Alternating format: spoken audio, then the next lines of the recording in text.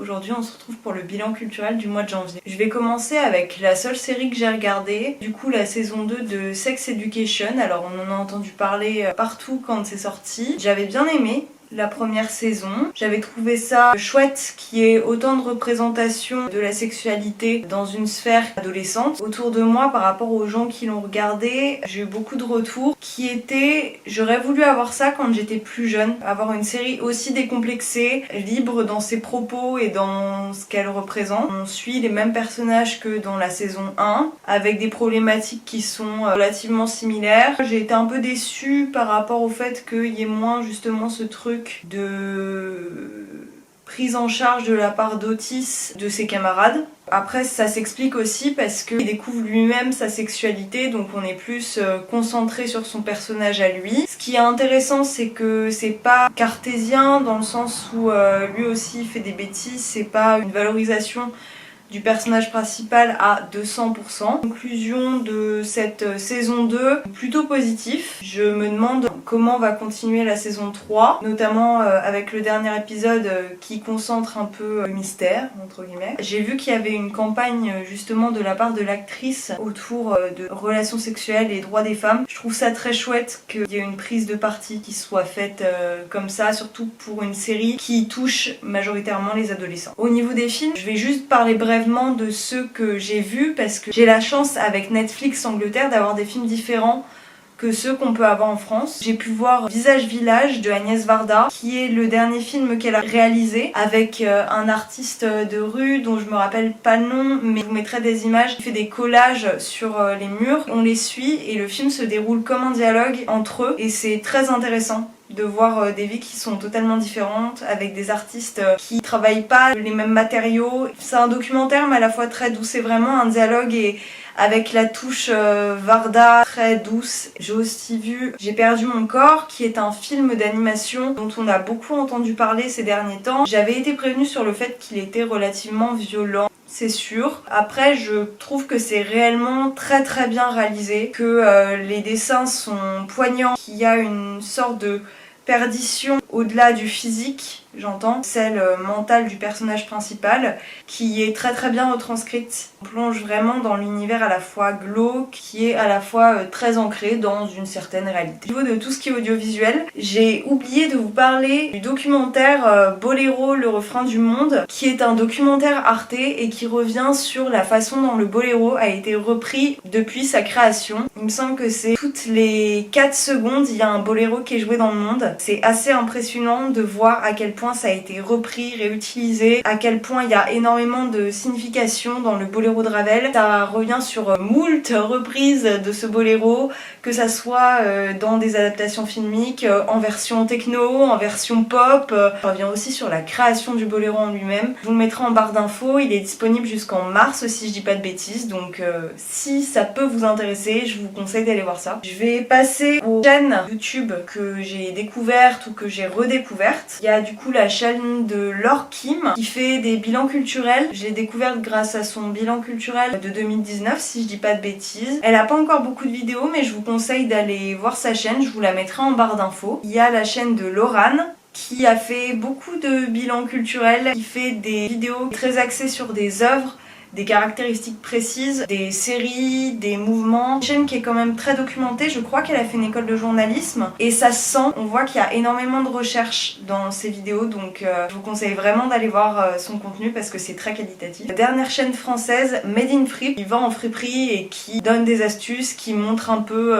ce qu'elle trouve, etc. C'est un peu dans la même veine que la chaîne de Clara Victoria qui est relativement connu. Ça remet en valeur la seconde main, pas du contenu culturel en soi, mais si ça peut vous intéresser, passe aux chaînes anglaises. Je connaissais déjà mais je me suis un peu plus intéressée à la chaîne Personal Philosophy Project, qui est la chaîne de Cynthia Dubois. Elle parle à la fois de déconsommation, de littérature. Elle est très intéressante dans ce qu'elle aborde. Là ça faisait 1 an qu'elle n'avait pas acheté. Elle réfléchit sur la littérature avec un prisme qui est très très intéressant, littérature classique majoritairement. Et la dernière chaîne dont je vais parler, Galatée en a parlé dans sa vidéo mes chaînes YouTube préférées. C'est la chaîne de Shane Barton qui est illustratrice et elle apporte tellement de douceur, c'est hyper apaisant comme univers. Les prises de vue sont souvent les mêmes mais c'est tellement apaisant, elle est vraiment chouette à regarder. J'ai trouvé ça très inspirant, ça m'a un peu sorti de la déprime hivernale. Je vais passer au livre. J'ai commencé l'année avec la lecture de Year of the Monkey de Patti Smith. Il n'est pas encore édité en France mais je pense que d'ici un an ça sera le cas. C'est un peu écrit de la même façon que M-Train, que j'avais aimé mais pas autant que Just Kids, qui est voilà l'un de mes livres préférés. Ici ça fait à nouveau carnet de voyage entre guillemets et c'est beaucoup plus sombre que ses précédents livres. Je trouve que Patti Smith c'est un peu compliqué de résumer la façon dont elle écrit. C'est vraiment des récits de voyage et des pensées qui viennent très sensibles, très empreintes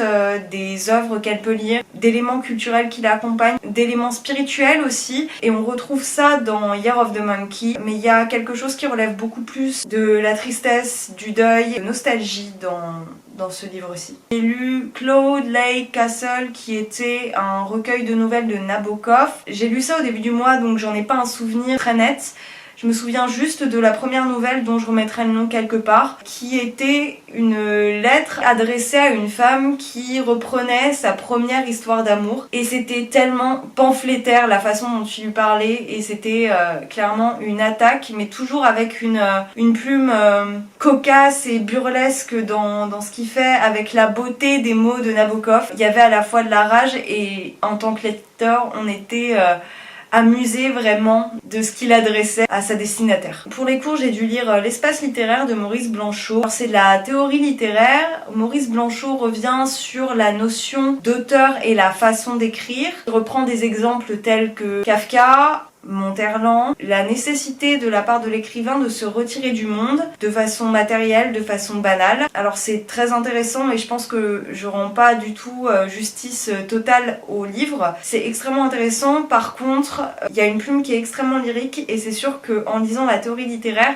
c'est assez compliqué, notamment parce qu'il y a des propositions qui sont enchâssées les unes dans les autres et ça nous perd assez rapidement. Moi je sais que j'ai un peu galéré à le lire et qu'il y a encore des choses qui restent relativement floues. Il y a une notion qui est assez centrale qui est celle de l'être en dehors de la société, d'aliéner, d'identité en dehors des réalités et en relation quasi amoureuse avec la mort. Il y a tout un rapport Héros-Thanatos de l'écrivain, de la notion du livre en lui-même, de la façon dont il existe en dehors de son auteur, de la notion de fin dans un livre. Voilà, c'est très très intéressant mais très foisonnant. Après, j'ai lu Le Lys dans la vallée de Balzac. On suit Félix qui tombe amoureux de Madame de Morsauf. Félix, c'est un jeune homme de 19 ans, 20 ans, qui n'est pas aimé par sa famille, après avoir commencé ses études à Paris, qui est envoyé chez un ami de la famille, ou un oncle, je ne sais plus, et qui rencontre du coup la famille Morsauf. Et il tombe totalement amoureux de la femme,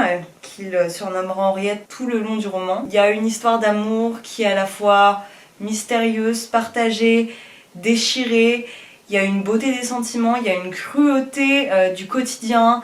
Il y a une plume qui est tellement concentrée vers la nature et quand je lisais, ça me rappelait Le Rouge et le Noir de Stendhal ou encore L'éducation sentimentale. Beaucoup plus Le Rouge et le Noir, mais toujours avec une plume délicate et une description, une analogie entre la nature et l'amour en lui-même. Balzac, il a une plume qui est claire, concise, qui a le mot juste pour mettre la beauté là où il la faut. Si vous n'êtes pas grand adepte de romans classiques, Balzac, je pense, en tout cas Le Lys dans la vallée, est une bonne porte d'entrée. Ce que j'ai aimé, c'est ces descriptions qui sont faites, qui m'ont quand même fait penser à La Plume de Proust. Alors c'est totalement différent dans le style d'écriture, mais il y a quand même des liens.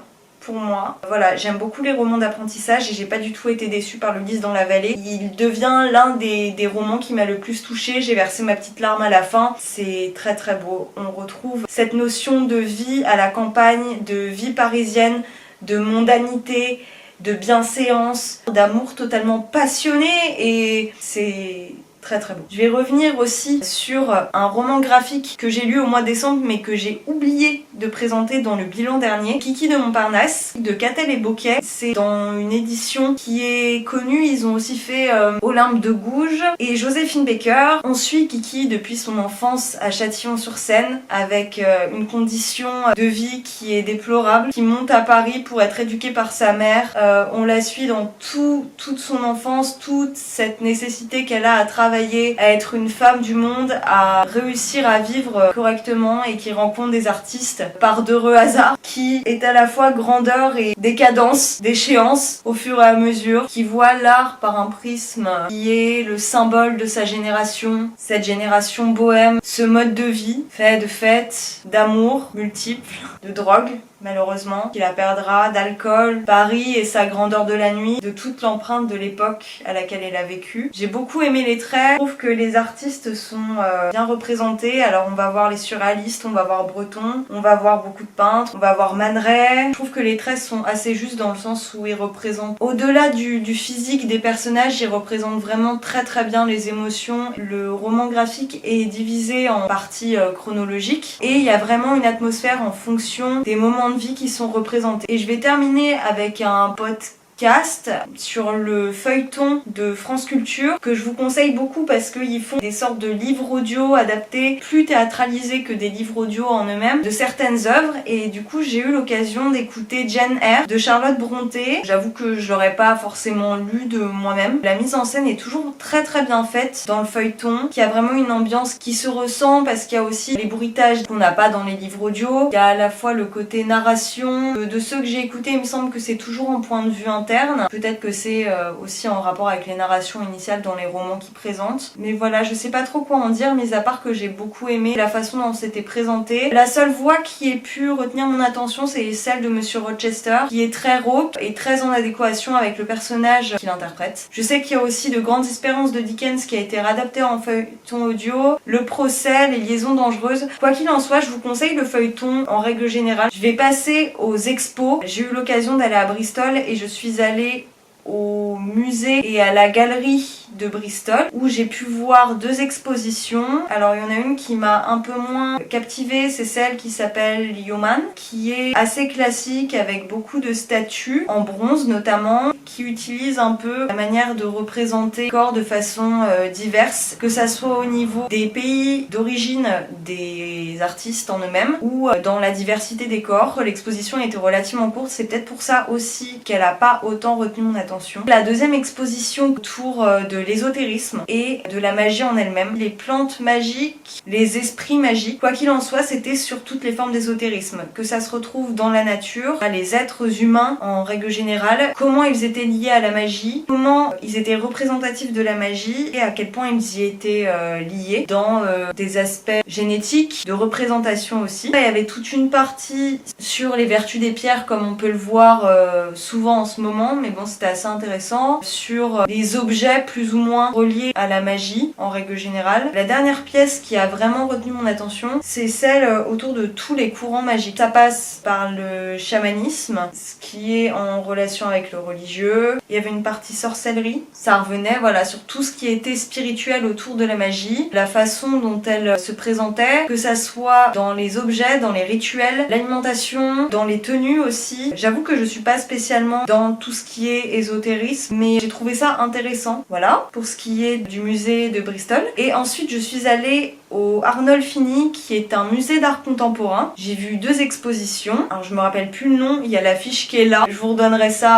à l'écran et en barre d'infos. La première que j'ai vue, elle revenait beaucoup sur la notion de mémoire. C'était une artiste qui revenait avec des photos argentiques sur ses parents et sa relation à sa famille. C'était très touchant, c'était en argentique, en noir et blanc. Il y avait beaucoup de représentations effectivement de ses proches. Également des poèmes qui étaient écrits au mur, et à la fois hyper super dur à lire parce qu'on sentait tout le mélange d'amour et de haine, toutes les difficultés qu'ils ont pu traverser parce qu'ils ont vécu à une époque de trouble, toute la dureté de la vie, toute la dureté de leurs relations familiales. Il y avait également des bacs où étaient plongées des photos argentiques et où il y avait les détails des corps tatoués, abîmés. Il y avait un tel contraste avec la lumière qu'on avait du coup cette analogie avec le sang qui était tout de suite faite de ces corps blessés en même temps que l'âme. C'était assez dur à voir, mais à la fois extrêmement poétique. La deuxième exposition que j'ai vue au Arnolfini Fini, c'est vraiment un coup de cœur. Alors c'est une exposition audiovisuelle. L'artiste est franco-marocaine, si je ne dis pas de bêtises, et elle a été très touchée par les événements de 2015. Elle a beaucoup participé à Nuit debout. Elle a fait plusieurs travaux autour de ça, avec notamment des vidéos de la place de la République après l'attentat. Elle a aussi fait une vidéo où elle se représente elle en train de danser avec ses cheveux qui suivent le mouvement de son corps, et il y a tout un rapport entre fluidité et rigidité. C'est très beau aussi. Ça c'est juste avant l'exposition principale. L'exposition principale, on est plongé dans une pièce en forme